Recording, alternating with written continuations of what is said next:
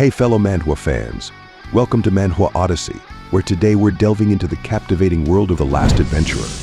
Ooh, I know this is going to be good. Don't forget to hit like, subscribe, and spread the word to your friends who are into Manhwa. Trust me, you won't want to miss out on the adventure we have in store for you. So grab your seat, and let's dive right in. This Manhwa starts off with a beautiful view of the harbor city Lith.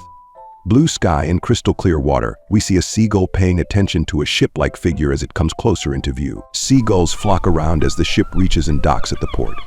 Someone shouts, "Finally, I'm here." The loud shout echoes through the city, gaining the attention of citizens as the person laughs with enjoyment. A woman dressed in a service bunny outfit asks, "You'll be able to purchase potions once you do me a favor." A fisherman asks the guy, who was glad he had finally arrived, "Why don't you buy one of these fishes?" As he travels around the city, more citizens ask, "Do you need a place to keep your baggage? And if you want to travel to Maple World, you need to train first." Another person asks, "Where's my sister?" With his eyes sparkling and filled with excitement, he says out loud, "This is the harbor city of Lith." A new person appears in the scene, asking, "Are you that happy, Raymond?" The newcomer appears to be a good friend of Raymond, who replies, "Walker." Walker continues to hold down Raymond's head as they walk. Raymond responds, "You're just as happy, aren't you?" A Terran fellow, looking like an adventurer, replies, "I do want to run around from all the joy too, to be honest," as a dark-haired woman dressed as an assassin smiles behind him. Someone says, "Terran." The Terran fellow looks up at the breathtaking view and says, "This is where our adventure truly begins." They walk toward a massive building. The scene then shifts to night, illuminated by a light blue moon, as the narrator says, "This is the era of adventurers." We see countless different classes of warriors as if they are preparing for battle. The narrator continues, "Adventurers from all over the world create their own adventures and become heroes in their own journeys. Gates beyond the mysterious portals that began appearing all over the world one day contain all kinds of horrifying monsters that you could not see in Maple World. Countless adventurers have died in the gates, but the unimaginably valuable and powerful items inside lure in those who dare to dream big." Walker confidently states, "We need a bait." Raymond, puzzled, stares at Walker. Walker further explains, "We can't plan anything until we know what's inside the gate. Countless adventurers have died because of unexpected variables. That's why we need a slave to act as bait." The assassin woman replies to Walker, "So we need someone to take the attention away from us when we run." Raymond, still lost, mumbles, "Huh." The assassin nods, "That's a good plan." We then see individuals locked behind bars as a man shouts, "Welcome." This market is run by the Gafor Merchant Union. Walker looks around with his staff on his back. The man continues, "All the guys here are slaves meant to be used as bait, so pick and choose." As he laughs cheerfully, he tells Walker, "You'll see that they're really worth the price. I recommend these guys. They're in good shape. We got them only recently." Walker responds, "All right, I'll take both." The man replies, "Haha, good choice. Good luck on your adventures." The scene then shifts to the team of adventurers staring at a red portal. Walker says, "We'll mark the pillar here to notify the others that we're already in." It seems like no one's gone inside yet. Walker says as he marks a tree branch, "That means we'll be the first." Smirking, he asks, "You're all ready, right?" His team, with radiant smiles, shouts, "Let's go." Walking through the portal, Raymond shouts, "This feels really strange," as he stumbles. With a shocked expression, Raymond looks up, amazed at the world they are in. Only one word escapes his mouth: "Wow. I've never been in such a mysterious place before. It's totally different from what I had imagined." Walker says, "There's no need to get all nervous. Let's get moving. Gates usually form in locations far from monster habitats, so we should be in the clear for now." Someone from the party adds, "We can't use the same gate to leave. We need to find an exit gate first." The assassin, startled, feels a presence as she quickly turns around and exclaims, "Huh?" A large monster with razor-sharp teeth opens its mouth, its deadly eyes locked on her. As the monster consumes her, Walker yells, "What? Why is there a monster here?" Raymond turns around, screaming, "Charlotte." With the monster finally finished devouring Charlotte, it turns its gaze to the rest of the party. Walker panics, looking around frantically and asking, "Wait, don't tell me all these things here are." The scene reveals the entire party surrounded by monstrous creatures with razor-sharp teeth. Walker exclaims, "Shit," and fires a fire arrow. Walker barks, "Something's wrong." "Tie the baits to the trees. We need to get out of here." The baits plead, "Wait, please take us with you," as the Terran party member threatens them with a knife. He shouts, "Shut up and do as we say." Raymond, trembling, mutters, I'm sorry. The baits cry, "No, don't leave us behind." Walker orders, "Run." The baits left behind are torn apart while the party distances itself to a safer location. Stopping, Walker gasps, this one's a failure. Clearing it isn't important. Catching his breath, he says, we need to hurry and find the gate out. Walker tells Raymond, get it together. Terran grabs Raymond, shouting, he told us to pull it together, you bastard. Listen to Walker. Calm down, we failed this one, but we can always prepare again. Don't give up, let's focus on the present. We'll all make it out of here, he declares heroically. Though mere seconds later, the monster finds their location and crushes Terran into a paste, sending Raymond flying. Walker cries, Terran. Terran's body twists grotesquely as the monster retracts its arm. Raymond, shaking, stammers, Terran. Walker screams, you piece of shit, and fires another flame arrow. The monster quickly launches its tongue at Walker, wrapping around his neck and squeezing tightly. It drags him into its deadly sharp mouth, and the sound of crunching bones fills the air. Raymond, paralyzed by pure fear, tries to run away and shouts help as he falls. The monster uses its tongue to grab Raymond's leg and begins feasting. Raymond screams in agony, my leg. Desperately, Raymond looks up and spots the bait he left behind. Bait, you're alive. I'm so glad. Hurry and help me. All my members are dead, it's just you and me now. Ah, right, I'm really sorry about earlier. I didn't mean it. You can't get out of here alone. Stretching out his hand further, he pleads it's better to have more people. So please. Grinding his teeth, Raymond begs. The bait, devoid of any empathy, stares coldly without a word. Raymond shouts louder, help me instead of just watching. You son of a bitch. The bait smirks, jumping down from the branch. I don't know, it seems I'm too late. More than half of Raymond's body is consumed. The monster is one bite away from ending his life. Raymond grins, blood dripping down his face, and yells, you bastard, that you think you can make it out of here. As the monster finishes Raymond off, it turns its gaze to the bait. Still standing confidently, the bait grips a spear behind him. The monster, launching at sonic speed, charges the bait. Standing unflinchingly, the bait utters no. Gazing coldly at the monster, he continues, I won't die. In one swift motion, he pierces the beast, leaving a gaping hole in its chest. As the monster collapses behind him, the bait, now revealed as the true protagonist, covers his face with his hand and says, where have I died? It wasn't here. As we are shifted back into the past, the sky is painted with an orange hue, filled with smoke, and monsters fly throughout the air in the distance. Figures stand on the battlefield, looking down in disbelief. Someone says, it's coming. Winged creatures flock toward them, with a larger figure consuming the sky as it leads the monsters. The king of dragons, Gorntail. We then see a female warrior, her eyes scanning the horizon as she realizes. The centaur's nest has fallen. She turns to the leader and says, there's nothing else we can depend on now. The Cygnus Knights, the Resistance, the Cross Hunters, all the adventurers, and the 6 heroes, the ones the people saw as their last hope. Her words hang in the air, the tension thick. They're all dead, she says in a dark, heavy tone. As the warrior's gaze meets the horizon, someone speaks. You're the only one remaining. The last adventurer, Paume, the protagonist, turns slowly to face her. His face shows resolve as he says to the remaining party members, let's go, this is our. But before he finishes, a gigantic shadow falls over them. Wind scatters debris everywhere, and a massive roar shakes the very cliffs they stand on. The king of dragons, Gorntail, looms above, casting an ominous presence. The party begins preparing for the last battle, the final adventure.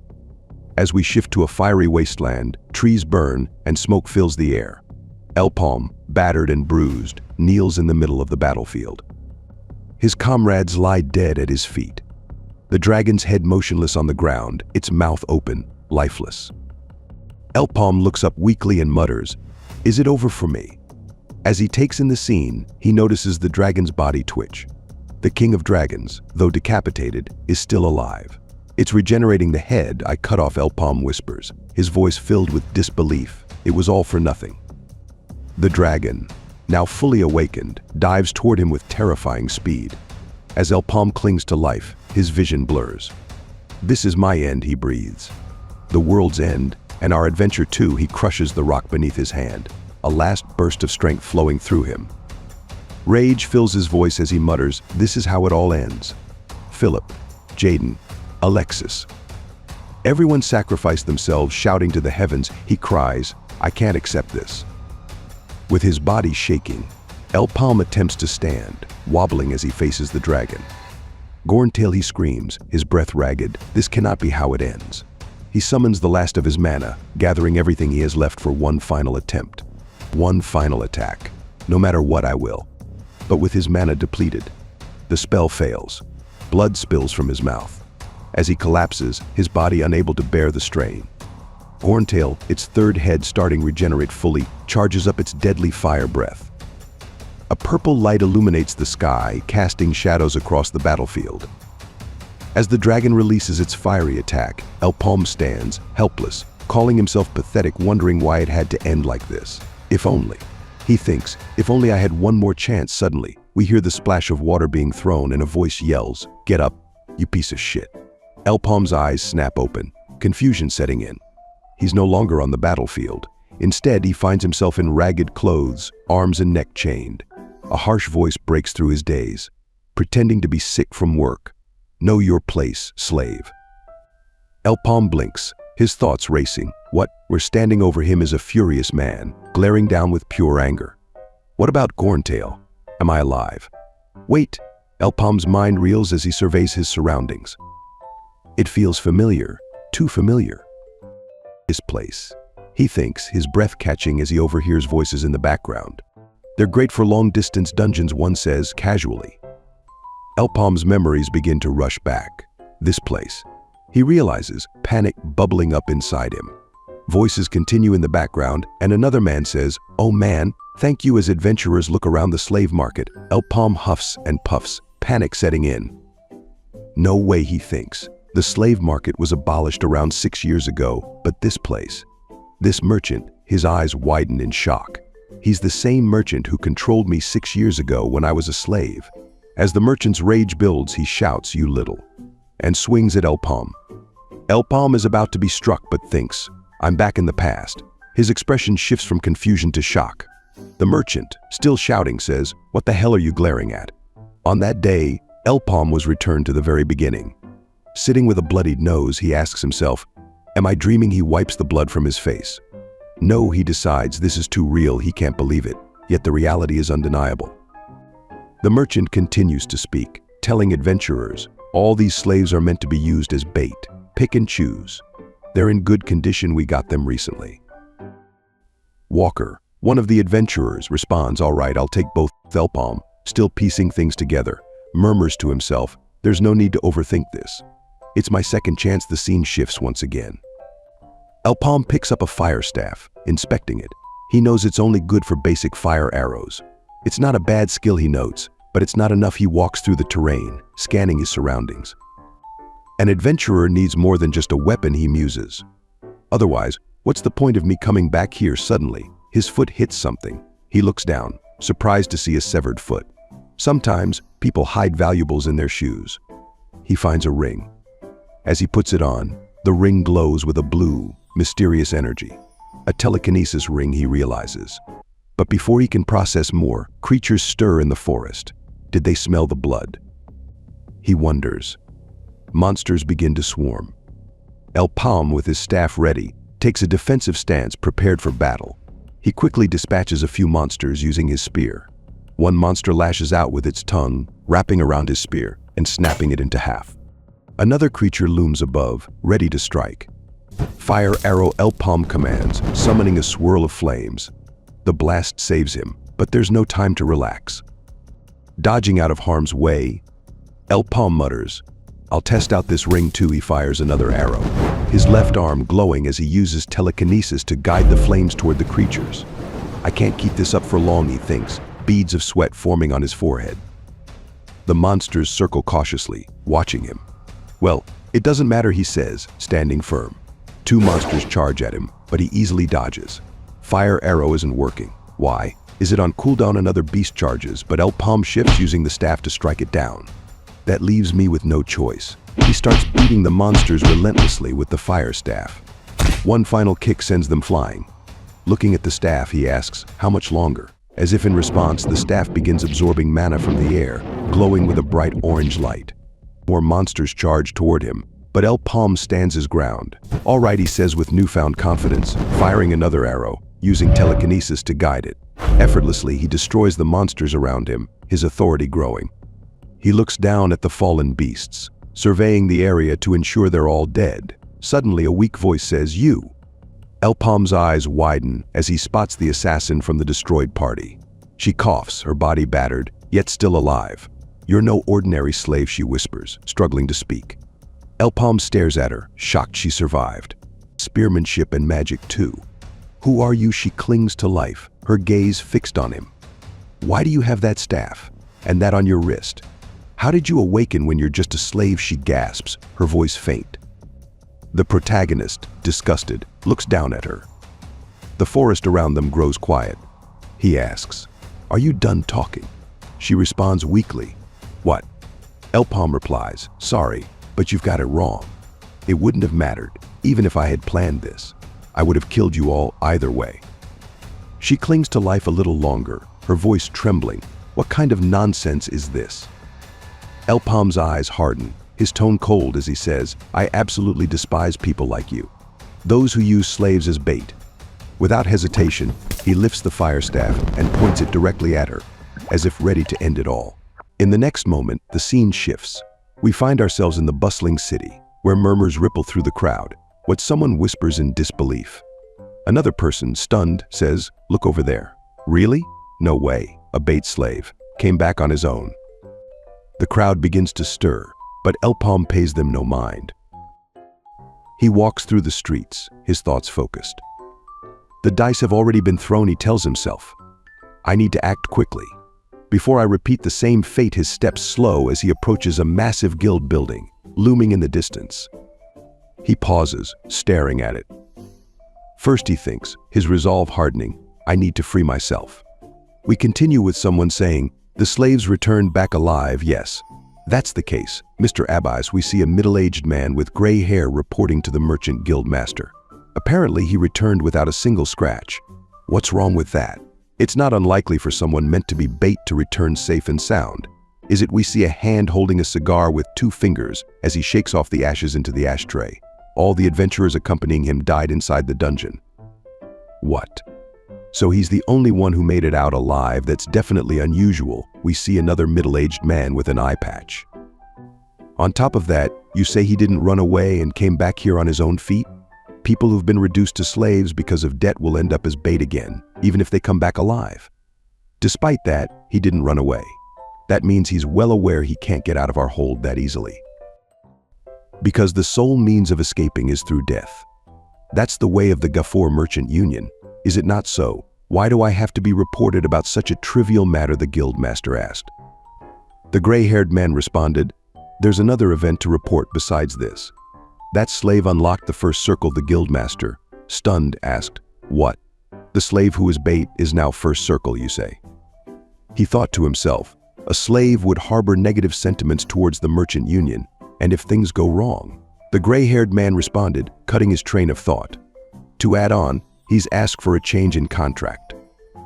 A change it seems he'd like to register as an adventurer. The guild master, stunned once again, said, "Oh, a lowly slave dares?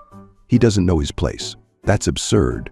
The gray-haired man responded, "Mr. Rakan ordered for you to personally look into this matter." Lost for words, he shot up from his seat, shouting, "Mr. Rakan," he started thinking to himself, that an executive of the Gafour Merchant Union is showing interest in a lowly slave for this reason. No, that can't be it.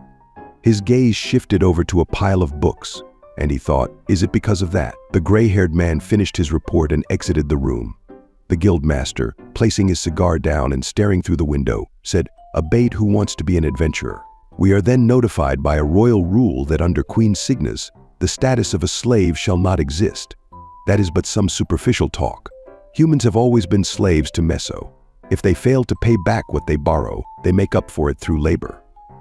This notion was created by the Maple World's so-called slaves. On the day when my only family, my father, collapsed after an illness, I became one of them as well. Black moss, the herb that I purchased from the Gafour Merchant Union on credit, was priced at multiple times its normal value, at 1 million meso.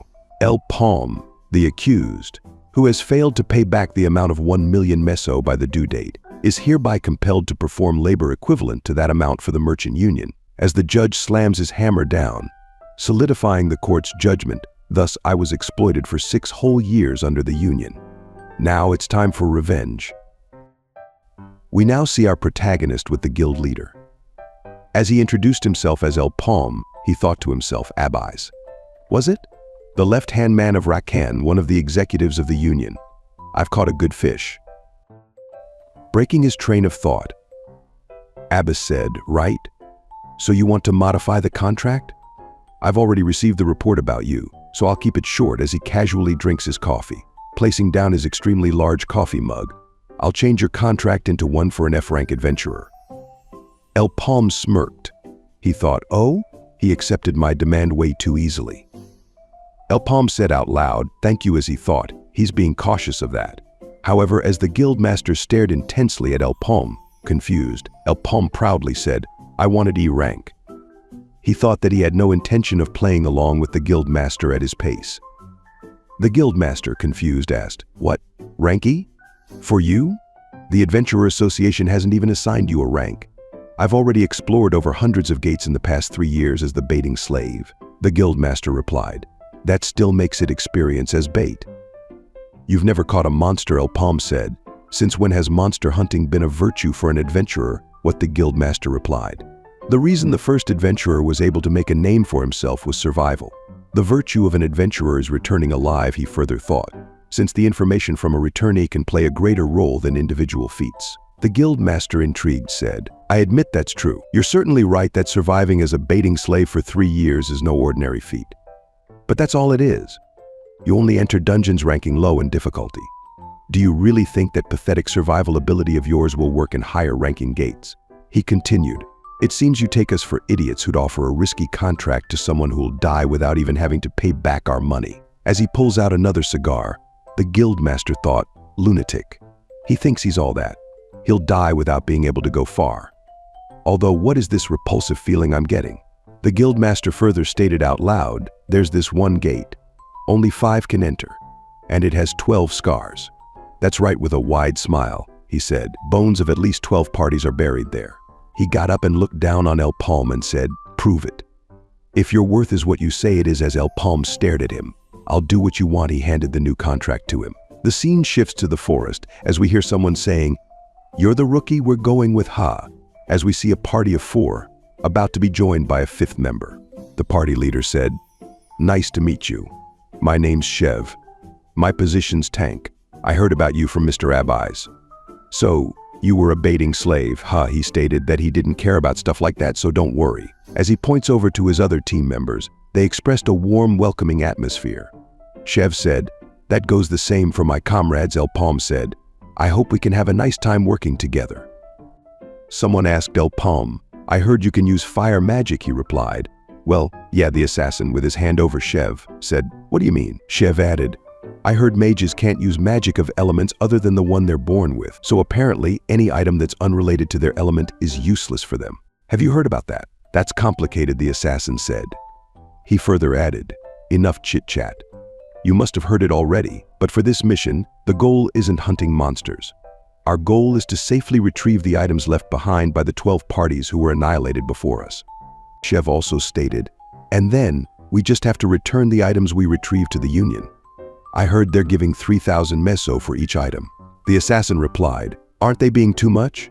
We won't get anything if we can't retrieve them. Items for adventurers of the first circle are worth at least 7,000 meso or more. That's not even half the price. Another party member, dressed in knightly armor, said. Stop complaining, the assassin said. What about it? When did I complain? Chev said, now. Enough of this. Are you all ready? They responded. Okay, let's go make some money. The assassin complained that it's so bright, but it feels so dreary. Chev replied, everyone pay attention. There's a high chance of a long battle in this dense forest, so we'll set up a base first. Chev, what about up in that tree? With all those branches, hiding and moving to other trees will be quite easy. Chev replied, sure, that's not a bad idea. Okay then, let's go with that. As they throw down their building equipment, the assassin told El Paume, you can just rest. Setting up base is mine and that idiot's specialty. Now that the base is all set up, we'll split into 2 groups and search the surroundings. Chev broke up the group into 2 teams. Tom, Max, and Roa, you 3 are in group 1. Myself and El Paume will be in group 2. We'll each take the east and west sides, scout and get back. If something happens, send a signal and rush to the base. Got it, everyone replied. Okay, Chev and El Paume, walking together, had a conversation. Chev said, "How come we haven't come across a single monster, let alone an item? Did we fix our spot too early? We're gonna have to move further inside tomorrow. That aside, how's your first mission as an adventurer looking?" El Paume, with a serious face, said, "I'm nervous." Chev laughed and said, "That's how it is. You know, I've been an adventurer for a long time, yet every time I step inside the gate, I'm nervous about it. I've always been a scaredy cat. But despite that, I can have courage because I've got good people by my side. Praising them myself might sound awkward, but they're really good people. I felt very sorry when I heard about your story. Baiting slave. I can only imagine how hard it must have been. On that topic, El Paume, if it's okay with you, how about joining our..." El Paume, distracted, observed a small crater in the ground. Chev, noticing El Paume's distraction, said, "I wasn't being serious about that, so don't worry about it." "Ah, that means you have nothing to gain either. You think we'd find them so easily?" Chev added, "Stop talking about work when we're eating, can you? You can always talk about it tomorrow." We see El Paume casually drinking his water. The moon's light completely covered the forest. We hear someone snoring as Chev walked over with his party members. "Hey, El Paume, are you sleeping?" Chev asked. No response came from El Paume. The assassin asked the captain, "What are you doing?" as he grabbed his shoulder. He murderously said, "This guy's lost in his dreams." How would he answer you? "Geez, you're so damn cautious." The assassin smirked and added, "Did you forget what we mixed in his food? That sleeping herb could even make a mushmum weighing 1,000 kilograms fall asleep." The assassin continued, "He gulped down so much of it, he'd be lucky not to die. Hey, by the way, a fire arrow wand. That's at least 10,000 meso." The assassin, with his dagger held high and a devilish expression, aimed it at El Paume, saying, "Then let's get to work, shall we?" while stabbing El Paume. The assassin was shocked. The captain asked, "What's wrong?" The assassin replied, "He's not here," as the party collectively said, "What? No way." Chev shouted to everyone to find him immediately. He couldn't have gotten far. Cutting off his words, a huge explosion took place, consuming their hideout with fire. They all shout, "Fire!" We see a figure in the distance observing them. Chev, asking his party members, "What happened? Why is there a fire all of a sudden? Quickly, we have to get the food and items out. Damn it. Is this El Paume's doing?" Boss." As Chev turned around quickly to see what the knight of the group was pointing at. We then see a gigantic eyeball covered in yellow slime, looking down at them. Chev, nervous and petrified with fear, said, "Could it be? El Paume, that bastard. Did he actually use us as bait?" Jumping off the treehouse hideout after gathering their supplies, the golden slime monster then consumed the hideout. The party is making a run for it deeper into the forest. We see El Paume standing on a branch looking down at them. He thought to himself, "How lacking. They shouldn't have been so kind if they wanted to trick me. In a gate where over 12 parties that have veteran adventurers fail, they'd welcome a bait like me." It's obvious that they were up to something. Anyway, the boss monster of this area was that guy. I had an inkling that it was that thing from the broken parts, but it's bigger than I thought. The slime monster is traveling at high speed, trying to catch its prey. Chev and his party are running breathless. As he said, "Damn it, that type is a disadvantage to us." "Boss, do you know what that thing is?" the knight asked. Chev said, "If my guess is right, that thing is a gold slime. It's not something you normally see in Maple World. It's a rare boss monster that only comes out of red gates. That thing's body is acid, so it's the worst matchup possible for melee adventurers like us. And the most dangerous part is..." His eyes shifted behind him, telling his party members to dodge, pushing the knight out of the acid attack. The knight asked, "What's with this thing?" "It has long-range attacks also. Acid arrow. It's a skill that lets it shoot out its body acid." The knight was shocked with cold sweat and shaking. He said, "Isn't it just cheating at this point?" Chev shouted, "Get a hold of yourself. It's coming." "Boss, how do we deal with that thing? Is there even a way to deal with it?" As the slime speeds closer to them. "Let's get out of here first. Its acid arrow should have a cooldown of 1 minute. We'll recover and look for a chance. We have to go for the core in that thing's head." The assassin thinks of it as mere child play with the skill cooldown in effect. Smirked, confidently turns around and starts running to the golden slime, saying, "We have more than enough time. Just leave it to me." Chev shouting to him, saying, "Wait, we have to attack together." A mere seconds into the future, we see the assassin blasted with a yellow beam. It seems to be so hot that it erased his torso, splitting his body into two. Shev, panicking more, he said, "What?" As his voice trembles to what he saw. There should still be over 10 seconds left on its cooldown. As its deadly eyes stare at him, the slime shot multiple acid arrows, ultimately killing them and removing their souls from this plane. The slime monster looked satisfied as Paume watched it, hiding his presence. He said to himself, "It looks like it's over." "Shev, your words weren't wrong. However, a gold slime eats items and grows stronger accordingly. I'm guessing the cooldown time decreased as it got stronger. That thing's abnormal size and almost non-existent cooldown on acid arrow. Now I know why the parties that came before have all failed. That thing is already out of its class. That thing has grown so much that it could be a fit for a yellow gate, which is 2 levels above a red gate. It's no longer a monster that a one-circle adventurer can handle. I'm sure there aren't any more items left in this dungeon." It looks like the mission is a failure. As he was about to leave, his mind flashed back to when the guild merchant master told him to prove his resolve. He cracked a smile and decided to face the beast. The golden slime enjoyed its own company. It suddenly sensed a presence, as we now see a massive fire arrow blasting it, clearly damaged and in pain. It looks around for the source. Paume on a branch, saying out loud to the beast, "Is it because of its magic resistance?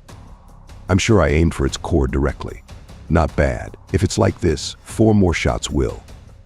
No, I need to hit it at least 5 more shots. Well, not like it matters." For the first time in this series, our boy smiled wholeheartedly and said, "I'll prove it to you." The slime monster finally pinpointed his location. Paume dodged the acid bullet. As Paume continues to dodge throughout the air, he swung his dagger connected with rope to another branch as he simultaneously activated his telekinesis ring.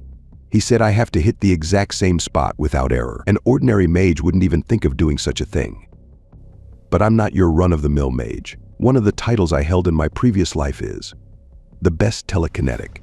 As he charged and fired another fire arrow, hitting the slime once more in the same exact spot. As he fired another, he uttered in his mind, 4 more shots. The slime, in quick response to the situation, also fired another acid arrow. As our boy swung away, running up a tree and successfully dodging another acid bullet, he said, "That makes 3. Skillfully dodging the additional acid bullets, he counts down. 2. 1 more to go. As he fired the last fire arrow, the slime dodged. He thought, "Dodging? It's pretty quick for its size." But it's pointless, using his telekinesis to change the direction of the fire arrow and blasting it once more. The core is now exposed, slightly damaged.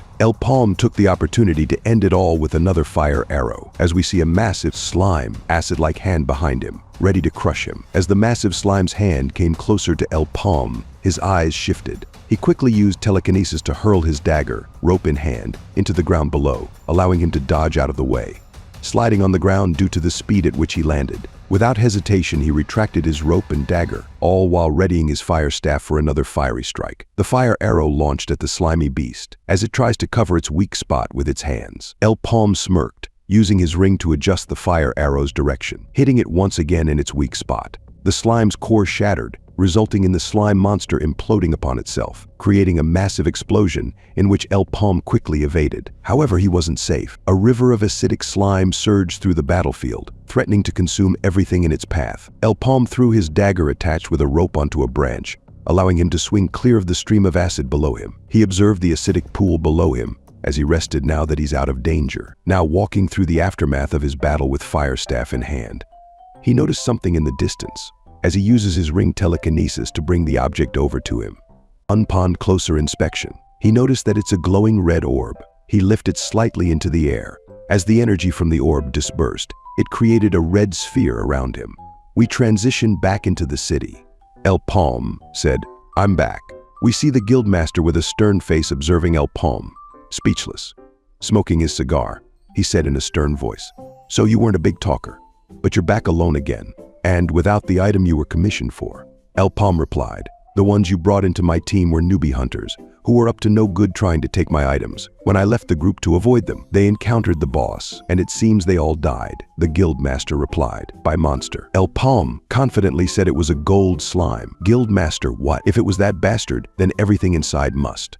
Paume interrupted and said, "Yes, it all melted away." The guildmaster was enraged as he thought, "Damn it. To think all of the rented merchant union items were destroyed. This is a loss that can't be ignored. And the problem is that this guy came out of it alive. The narrator took over and said, there are a few common rules at gates. First, the entrance number of people is limited. Only the number of people marked on the gather pillars can enter.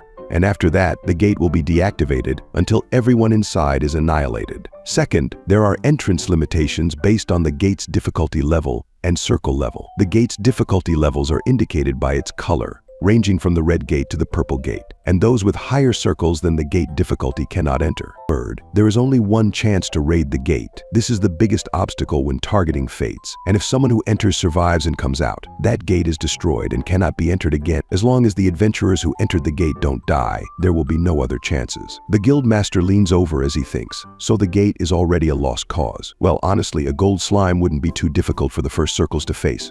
He said it out loud. I see. So only you barely managed to survive. And since, as you said, all the items melted, I understand why you couldn't retrieve them. But regardless of the reason, the fact remains that you failed it. Paume responded. How impatient. I didn't finish my explanation yet. Guildmaster said. What? The gold slime. As he unbuttoned his arm sleeves, the guildmaster stunned as he said. No, Paume proudly said. He ate it. The guildmaster shouted out. Second circle. In disbelief. Did you absorb the mana stone that came from the gold slime? Paume said, I think this is enough to prove myself. Now, as promised. Give me E rank. D rank. The guildmaster said. Paume for the first time expressed a shocked expression, as the guildmaster reiterates. I'll give you D rank. No, if you work together with me. I'll treat you like a C rank adventurer. Paume, with no words, calmly signed the paper. The guildmaster thought. Normally, giving someone who isn't even a third circle a C-rank adventurer would be considered excessive treatment. The narrator took over and said, adventurer ranks are heavily influenced by circles. Veteran adventurer A to B rank, junior adventurer C to D rank, and novice E to F rank. Circles signify power. The difference is clearly evident, the guildmaster thought. But this bastard isn't normal. You can't circle up just because you use a mana stone. Did he say it was survival instincts? Yes, he has that. Survival instincts. No, an overwhelming talent. As the guildmaster grins, barely contains his smile. He further thought that someone who just became a first circle returned in no time as a second circle. I've never seen this speed before. I need him. Paume thought that his treatment improved faster than expected. It seems he's pretty impatient. Well, the scene is shifted to a massive red portal. As Paume continued, there's not much time left. The red ranks first, 100-member gate raid. The big event that Lith Port's merchant union and guilds were all watching happened around now. Obviously, Gafor Merchant Union must also be quite interested in it. Well, there's no harm in that. I'm also in a rush. While we're at it, it might be a good thing to advance my plans. Paume stated it out loud. Abbas, I have a favor. What is it? Speak comfortably. Paume extended his hand and said, please lend me some money. Abbas, with a moment of silence, thought, this bastard, that's going too far. We hope you guys enjoyed the episode of The Last Adventurer. Please ensure to like and subscribe for more.